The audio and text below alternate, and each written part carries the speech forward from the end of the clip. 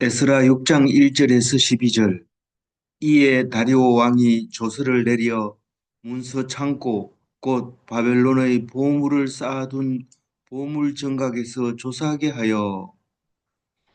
오늘 다리오 왕이 고레스가 어떤 명령을 내렸는지를 어,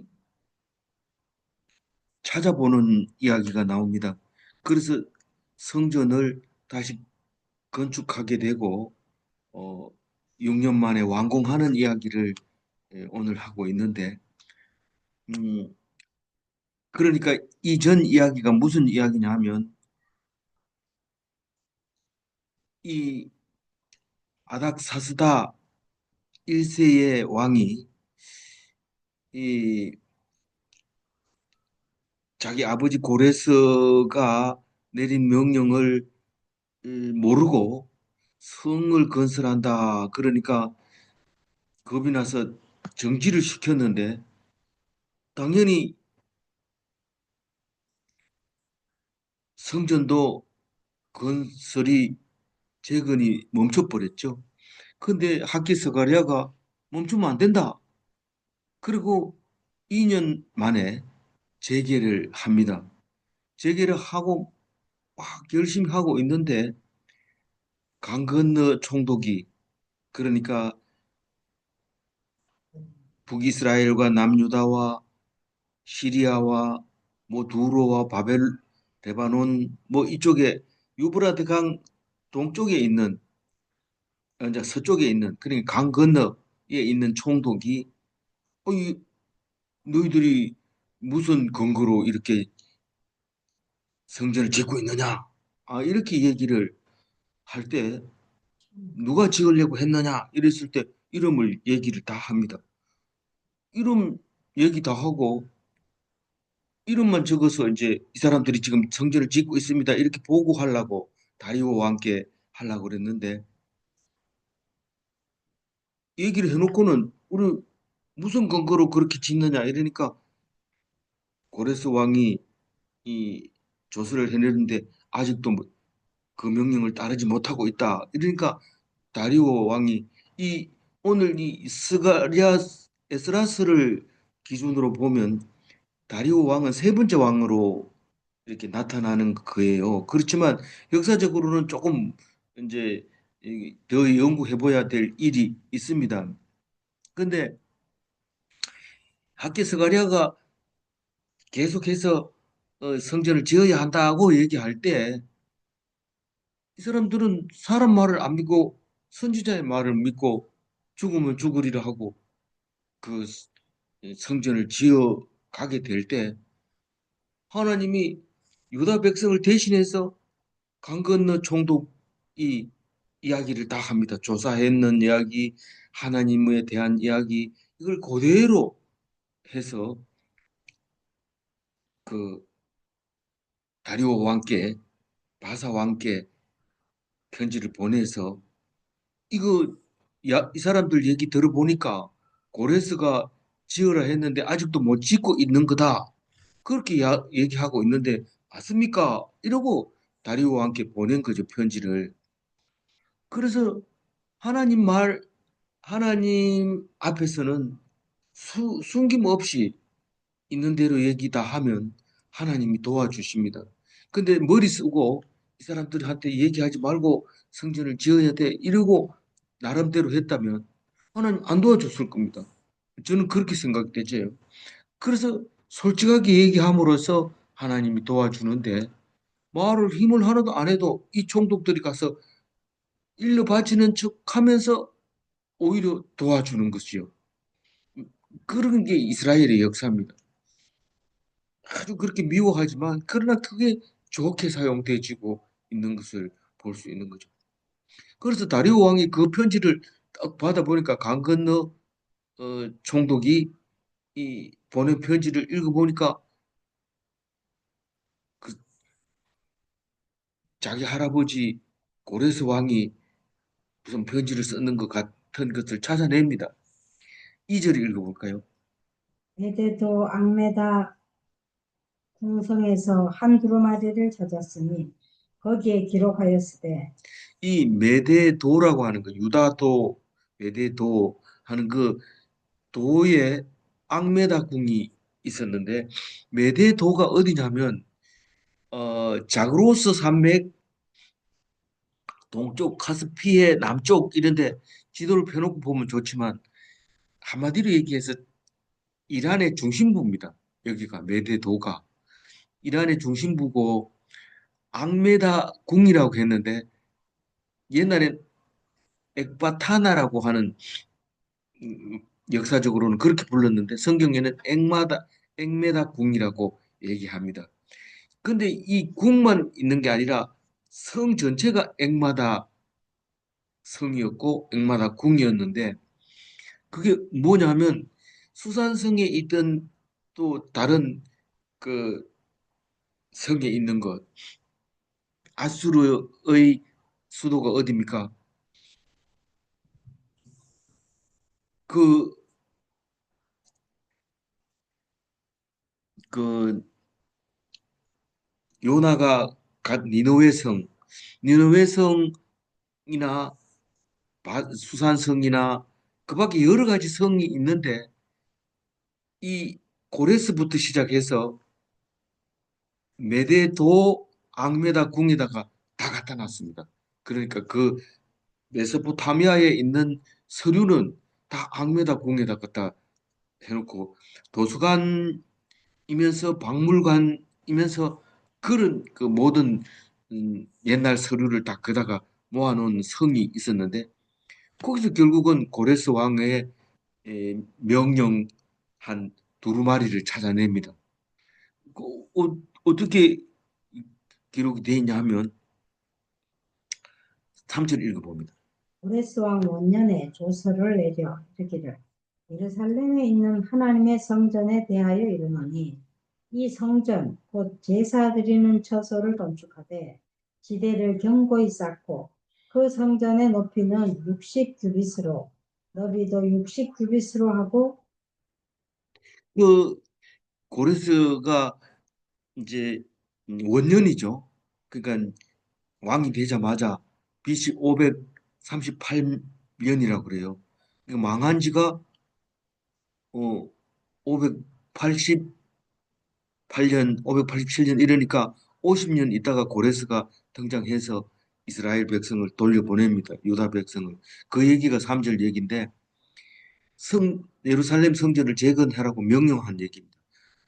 그러니까 예루살렘 성전을 재건하라는 얘기는 솔로몬 성전이 파괴되고 없으니까 스룹바벨 성전을 건설해라. 그게 뭐냐? 왕 입장에서 그거는 하나님의 성전을 건축하라고 얘기합니다. 크기가 60규빗, 60규빗 규모로 해라. 그렇게 얘기를 합니다. 근데 솔로몬 성전은 100규빗, 50규빗이었어요. 그 안에 성소는 폭이 20규빗이었지만 솔로몬 성전 전체 크기가 그랬던 거죠. 그러니까 한쪽은 좀 크고 한쪽은 좀 적고 그렇게 돼 있는 거. 솔로몬 성전보다가 달부 적다 이런 소리는 보다는 좀 어느 정도 적다 이렇게 이제 볼 수 있는 겁니다. 에, 그렇게 지으라고 명령했는 내용이 나오고 또요 4절 큰 돌 세 켜에 새 나무 한 켜를 놓으라. 그 경비는 다 왕실에서 내리라. 그러니까 건물을 짓는데 조건을 줍니다. 돌을 3개 하고 나무 1켜를 놓으면 이게 제일 든든하고 웅장하고 오래 가는 그런 규모의 그 성전을 지어라, 성을 지어라 그 얘기까지 이 고레스가 명령했다는 겁니다. 근데 비용은요 이러니까 그 우리가 저 왕실에서 낼 테니까 하라는 대로 해라 그 얘기를 합니다. 5절 읽어볼까요? 또 느부갓네살이 예루살렘 성전에서 탈취하여 바벨론으로 옮겼던 하나님의 성전 금, 은 그릇들을 돌려보내어 예루살렘 성전에 가져다가 하나님의 성전 안 각기 제자리에 둘지니라 하였다. 그 사실은 뭐 성전을 지어 이거를 은금 그릇을 도로 가져가라. 이렇게 하는 건 쉽지만 그걸 어디다 갖다 놔요? 성은 다 파괴됐는데. 그래서 예루살렘 성은 파괴됐고 솔로몬 성전도 없으니까 지어가지고 이걸 가져가라. 이제 그래서 다 싣고 갖다 놓고 성전을 지어가지고 제자리 갖다 놓으라고 고레스가 그렇게 명령을 했던 것이 서류가 이제 드러났습니다. 누가 요청했다고요? 강 건너 아니, 총독. 이 사람들은 아삭사스닥에게 방해를 하고 다리오 왕에게는 저기 세스바스다에 했지. 다리오 왕에게 조사를 해달라고 한 것이 강 건너편 총독 닷드네와 스달 보스네가 그리고 자기 동관 아바삭의 사람 이 세 사람 이름으로 다리오 왕에게 정말 고레스가 그렇게 명령했습니까? 라고 물어본 거죠.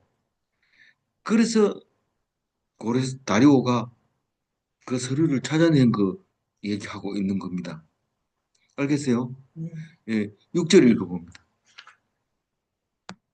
이제 유브라데 강 건너편 총독 다뜨네와 스달보스네와 너희 동관 유브라데 강 건너편 아바삭 사람들은 그곳을 멀리하여 하나님의 그러니까 멀리하여 이 말은 너희들이 자꾸 그 성전 건축하는 데 가가지고 자꾸 간섭하고 누가 명령했냐, 서류가 어디 있느냐, 근거가 어디 있느냐 자꾸 따지고 이러는데 멀리해라.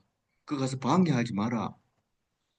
다뜨네와 스달 보스네가 누구에게 보낸 편지를 답장입니까? 6절이 다리우스라고 했는데 다리오 왕을 말하는 거죠. 다리오가 이제 대답을 그렇게 한 거예요. 6절에서. 너희들 손대지 마라. 그 멀리 하고 7절 읽어봅니다. 하나님의 성전 공사를 막지 말고 유다 총독과 장로들이 하나님의 이 성전을 제자리에 건축하게 하라. 그러니까 하나님 성전을 건축하도록 너희들이 그 놔둬라. 놔둬라 이런데 놔둬라는 정도가 아니고 8절 읽어봅니다. 내가 또 조사를 내려서 조서를 내렸어. 조서를 내려서 하나님의 이 성전을 건축함에 대하여 너희가 유다 사람의 장로들에게 행할 것을 알리노니 왕의 재산 곧 유브라데 강 건너편에서 거둔 세금 중에서 그 경비를 이 사람들에게 끊임없이 주어 그들로 멈추지 않게 하라. 이거는 그 멀리하고 건축하게 내버려 두고 그뿐만 아니라 너희들이 거둔 세금으로 유다 사람들을 도와서 성전을 건축하게 해라. 강 건너편에서 거둔 세금은 거기에서 성전을 짓도록 끊임없이 도와줘라. 그 얘기를 하고 있습니다. 이해됩니까? 구절 읽어봅니다. 또 그들이 필요로 하는 것 곧 하늘의 하나님께 드릴 번제의 수송아지와 순양과 어린 양과 또 밀과 소금과 포도주와 기름을 예루살렘 제사장에게 요구대로 어김없이 날마다 주어 그러니까 성전을 다 짓고 나면 제사를 지낼 텐데 제사 지낼 재물까지도 다 내라. 그 얘기를 합니다. 그러니까 여기서 얘기하는 강 건너 총독 이 세 사람이 나오는데 다떠네와 스달 보스네와 아바삭 이 세 사람이 나오는데 이 세 사람들이 돈까지 대서 재물까지 다 대주는데 그게 번제는 날마다 드리는 거고 다 태워 드리는 거고 그 번제의 재물은 수송아지여야 되고 순양이나 어린 양 그리고 밀과 소금 포도주와 기름 이것까지도 줘야 된다. 소재물과 또 관제물 뭐 이런 것까지도 다 대줘라. 요구 달라 하거든 다 해줘라. 그 얘기를 하게 됩니다. 10절 읽어볼까요? 그들이 하늘의 하나님께 향기로운 제물을 드려 왕과 왕자들의 생명을 위하여 기도하게 하라. 그러니까 뭐, 뭐 때문에 그렇게 하냐? 뭐 유브라테에 있는 메소포타미아에 있는 그 사람들하고 유대하고 뭔 관계가 있길래 그 사람들을 그렇게 대주라고 하느냐? 뭔 얘기입니까? 왕과 왕과 왕자의를 위하여 기도하게 하라. 그겁니다. 그냥 대주는 게 아니고 왕을 위해서 기도하게 하고 왕자를 위해서 생명을 위해서 기도하게 하고 그렇게 하기 위해서 성전이 있어야 되고 제사장이 있어야 되고 제물이 있어야 된다. 그렇게 해서 제공해 드려라. 그 얘기를 하고 있는 거죠. 그 왕과 왕자를 위해서 생명을 위해서 기도한다는 것은 위대한 거죠. 세상에서 할 수 있는 가치 있는 것 중에서 그만한 가치 있는 게 없죠. 11절 내가 또 명령을 내리노니 누구를 망령하고 이 명령을 변조하면 그의 집에서 들보를 빼내고 그를 그 위에 매어 달게 하고 그의 집은 이로 말미암아 그름더미가 되게 하라. 만약에 명령이 불복한다면 경고를 합니다. 그 어떤 누구도 이 명령을 변조하면 저주를 받으리라. 11절 얘기가 들보를 빼부르면 집이 무너지는데 그 들보 위에다가 매 달아놓고 거긴 아무도 못 들어가도록 그냥 걸음더미가 되도록 하겠다. 그 얘기를 합니다. 12절 읽어. 만일 왕들이나 백성이 이 명령을 변조하고 손을 들어 예루살렘 하나님의 성전을 헐진대 그곳에 이름을 두신 하나님이 그들을 멸하시기를 원한다. 나 다리오가 조서를 내리노니 신속히 행할지어다 하여. 그러니까 명령이 불복하면 성전 건축에 방해를 하면 하나님이 멸하기를 원하노라. 그 옛날에 이거 이렇게 하면 저주의 그 저주를 걸어 놓는 거죠. 그러니까 나는 분명히 말했다. 나는 다리오 왕이다. 그러면서 지체하지 말고 명령을 준행해라. 하나님 백성으로서는 복음이죠. 이게 제사장 나라로서는 최고의 영광이죠. 모든 나라 사람들이 자기들을 위해서 세금을 내고 자기들은 열국 중에서 우뚝 선 그런 나라가 된 겁니다. 10절 읽고 마무리하겠습니다. 그들이 하늘의 하나님께 향기로운 제물을 드려 왕과 왕자들의 생명을 위하여 기도하게 하라. 말씀의 능력은 세월이 지나가도 변함이 없습니다. 말씀은 사람이 죽어도 상관없어요. 겉으로 보기엔 죽은 것 같지만 그 말씀은 남아 있습니다. 그 죽은 사람의 말씀은 무슨 말을 했는지 남아 있습니다. 의록이라고도 하고. 그런데 그게 성경 말씀이 그런 성격을 가지고 있는 거죠. 영원히 죽지 않는다. 이 말은 이 말씀으로 자녀를 양육하고 그 자녀가 또 자녀를 양육하고 하면 죽지 않았다는 사실을 알게 되고 그게 영원하다는 것을 알게 됩니다. 어떻게 50년 뒤에, 100년 뒤에, 70년 뒤에 이게 가능합니까? 그게 아니라 2000년 뒤에도 가능합니다. 그러면 영원히 말씀은 변함없습니다. 그거를 안 죽는다라고 얘기를 성경에서 표현하고 있죠. 그래서 말씀이 없는 모든 것은 바람에 나는 겨와 같습니다. 말 잘하고 능력 있고 그렇다 할지라도 말씀 없이 하는 것은 자기 마음대로 생각하고 자기 나름대로 생각하는 것은 결국은 바람에 나는 겨와 같다.